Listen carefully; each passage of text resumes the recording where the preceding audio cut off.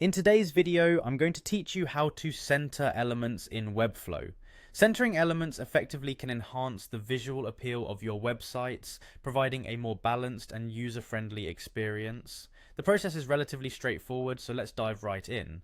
First things first, head over to Webflow's official website. If you haven't signed up yet, don't worry, Webflow offers a free version that you can try without any initial commitment. Once you're on their homepage, look for the sign up button. You'll have the option to create an account using your email and a password. Alternatively, if you prefer a faster route, you can sign up directly with your Google account. After you've successfully created your account, remember to choose a secure and unique password to keep your information protected. Now let's move forward and explore the Webflow dashboard. In the dashboard, navigate to Webflow's tutorial section. This is a helpful resource for learning the ropes, especially if you're new to the platform.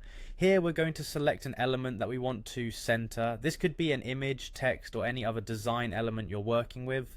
Click on the image or text element you wish to center.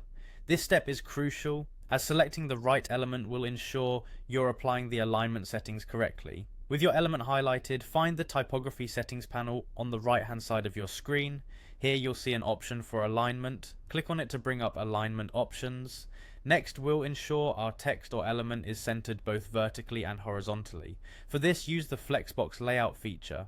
Click on the Flex option where you'll find the necessary settings to adjust the alignment. Make sure you select center for both the vertical and horizontal alignments. This step will automatically reposition your element to the center of your specific section or container.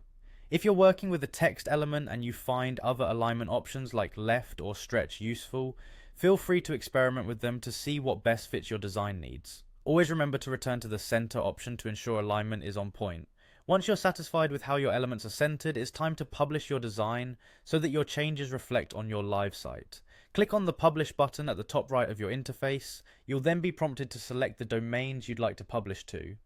For most users, this will be the default domain associated with your Webflow account.